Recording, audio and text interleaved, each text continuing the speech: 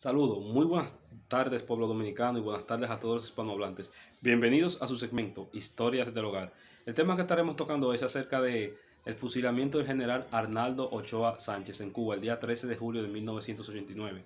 De cómo este general pasó de ser el general más condecorado de la Revolución Cubana, de ser un héroe de la Revolución en los años 80, a ser fusilado por traición a la patria, acusado de narcotráfico, de dirigir una banda la cual supuestamente, de una supuesta banda, la cual transportaba droga de Cuba no, de Colombia a Estados Unidos con escala en Cuba. Tengo para decirle, mi gente, de que esa fue la excusa, pero en realidad la causa principal era, todo indica, el análisis que yo he hecho que he investigado durante años, las entrevistas que se le han hecho a la hija de la Guardia, a familiares de Ochoa y a algunas personas que son hoy en día exmilitares que en ese momento estuvieron envueltos en ese proceso, de que en realidad Ochoa estaba planificando un golpe de Estado en contra de Fidel. Fidel se dio cuenta a tiempo y procedió a aplicarle la pena de muerte. Ojo, no estoy queriendo decir con esto de que eso estuvo bien ni que la pena de muerte sea correcta, porque esas son cosas inhumanas, sobre todo cuando se trata de asuntos políticos. Primero, para entender las causas que provocaron el fusilamiento de Ochoa, tenemos que entender quién era, primero saber quién era el general Ochoa y luego el contexto geopolítico que estaban viviendo los países comunistas, sobre todo Europa del Este, que eso estaba influyendo un poquito en la Cuba de Fidel Castro de los años 80. Miren, el general Arnaldo Ochoa Sánchez se convirtió en un héroe nacional de la República de Cuba porque, como todos sabemos, Cuba hizo muchas misiones internacionalistas, o sea, Cuba quería extender la revolución por muchas partes del mundo. Y los cubanos, el gobierno comunista de Fidel Castro ayudó mucho a muchos países de África a hacerse independientes, como Angola, Etiopía, entre otros, sobre todo Angola. Tuvieron también cierta influencia en la revolución sandinista en Nicaragua en el año de 1979. Entonces, el general Arnaldo Ochoa Sánchez era el líder de todas estas expediciones internacionales, sobre todo la de Angola en África, y se destacó muchísimo en muchas batallas de África. Aparte de eso, él tenía mucha preferencia, o sea, el pueblo y sobre todo el pueblo militar, los militares, los soldados, lo seguían mucho a él porque él trataba, según dicen, según anécdotas, él se preocupaba muchísimo por sus militares. ¿Qué pasa? Vamos a poner ahora el contexto geopolítico de lo que estaban viviendo los países comunistas en Europa del Este. Como todos sabemos, en el año de 1985, Mikhail Gorbachev asume el poder en la Unión Soviética. Este empieza a implementar reformas, las cuales fueron internacionalmente conocidas como la perestroika y la glasnost, que hablaban de la reforma económica, reforma política y reformas religiosas, o sea, apertura en esos tres ámbitos: libertad de expresión, libertad religiosa y libertad económica. Desde el punto de vista de muchos socialistas, estas reformas eran vistas como una traición y en parte con el tiempo se demostraron que lo fueron. Gorbachev, a mi entender, nunca tuvo una buena intención. Entonces, estas reformas, puede decirse que influyeron, como la Unión Soviética era el imperio, por decirlo así, socialista, y tenía su zona de influencia en Europa del Este. Estas reformas empezaron a influir en los países socialistas de Europa del Este, como Polonia, Hungría, Bulgaria, Checoslovaquia, Albania, entre otros, porque Gorbachev empezó poco a poco, de manera indirecta, a ir cambiando los líderes políticos de los países de Europa del Este para poder implementar su política de apertura, la cual el trasfondo era en verdad ir destruyendo el socialismo poco a poco, como después con el tiempo pasó. ¿Qué pasaba? Que en Cuba, hubo un grupo, el grupo de Ochoa, que quería que estas reformas se fueran a implementar en Cuba: apertura económica, apertura religiosa y apertura política.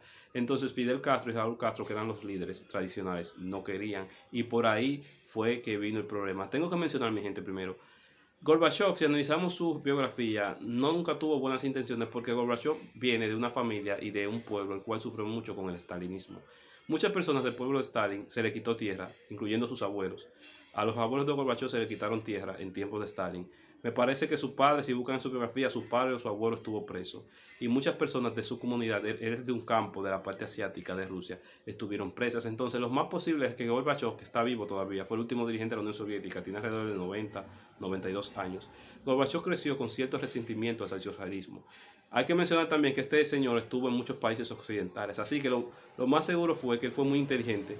Él esperó callado, se hizo un dirigente político destacado en la Unión Soviética, fue subiendo poco a poco, siempre en los tiempos de Brezhnev, de Chernenko y de Andropov, siempre estuvo callado hasta que le llegó su oportunidad de ser, vamos a decirlo así, líder de la Unión Soviética, presidente.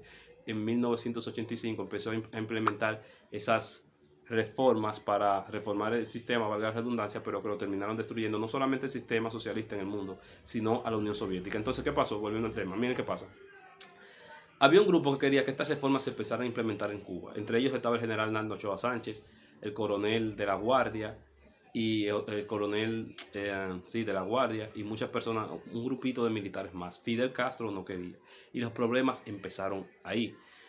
Hay una entrevista muy famosa, no vamos a decir muy famosa, pero muy interesante, de una hija del coronel de la Guardia, que dice que ellos hablaron con el general Ochoa en diciembre del 88, que Ochoa le había comentado a Fidel Castro que por qué si los países de Europa del Este estaban haciendo esas reformas, Cuba no lo hacía. Fidel Castro dijo que él no iba a reformar nada y al parecer de ahí para allá empezaron los problemas. Ochoa le comentaba a sus personas de su íntimo grupo que no era necesario que Cuba se quedara en el comunismo si ya los países como la Unión Soviética y Europa del Este empezaban a desmantelar ese sistema. Fidel Castro no quería desmantelar el comunismo ni reformarlo y ahí fue que vino el problema. Al parecer, según casi todo el mundo, los militares, los familiares, Ochoa empezó a planificar después de ahí un golpe de Estado y ahí fue el problema. ¿Qué pasó, mi gente? Miren qué caso más interesante. En el año de 1989, en junio, Mikhail Gorbachev, ese reformador que estaba destruyendo el socialismo, fue a Cuba. Entre otras cosas, no se sabe exactamente qué tema tocaron, pero muchos analistas interpretan que Gorbachev le fue a decir a Fidel que ya el socialismo no iba, que ya se iba a cortar la ayuda que la Unión Soviética le tenía a Cuba y que retirara las tropas que Fidel Castro tenía, que Cuba tenía en Angola, que la trajera a Cuba de nuevo. Fidel, un hombre que a pesar de que muchos lo consideran como un dictador muy represivo, fue un hombre políticamente muy inteligente, vio esto como una amenaza. Durante la visita de Mikhail Gorbachev a Cuba, en verdad los dirigentes cubanos de alto nivel no querían recibirlo, lo recibieron por asunto de ética. No fue bien recibido, según dicen muchos. Pero miren qué pasa, mi gente. El general Arnaldo Ochoa Sánchez, sin permiso del presidente de Fidel Castro, se reunió con Ochoa y según dicen muchos, no hablaron ni siquiera en español, hablaron en ruso. Cabe mencionar que Ochoa sabía ruso porque Ochoa estudió en escuelas militares de la Unión Soviética durante los años 60 y 70 y tenía muchísimos honores militares y sacó calificaciones más altas que muchos generales soviéticos. Entonces, ¿qué pasó? Hicieron una reunión, hablaron en ruso. Según dicen, Raúl Castro lo mandó a buscar, a preguntarle el porqué de esa reunión sin consentimiento de él, sin consentimiento de Fidel. Y Ochoa no fue. Adivinen qué, mi gente. 5 días después de Mikhail Gorbachev irse de Cuba, atrapan a Gorbachev el día 3, a Ochoa el día 13 de junio del 89. Lo hacen prisionero y ahí empieza este caso de narcotráfico. Lo acusan de narcotráfico. Muchas personas dicen que ellos se autoinculparon para que le perdonaran la vida y empieza un proceso que fue un proceso un poquito desagradable, tanto para ellos como para los familiares, muy desagradable para los familiares de esas víctimas. Cabe mencionar que ese proceso se hizo público, fue en radio y televisión y los que lo estaban juzgando eran militares. Esto es para provocar llevarle cierto mensaje psicológico al pueblo, decirle que a Fidel y Raúl no se podían traicionar. ¿Por qué también? ¿Qué hace pensar a cualquiera de que en verdad Ochoa estaba planificando un golpe de Estado? Adivinen qué, mi gente. ¿Qué día lo fusilaron Ochoa?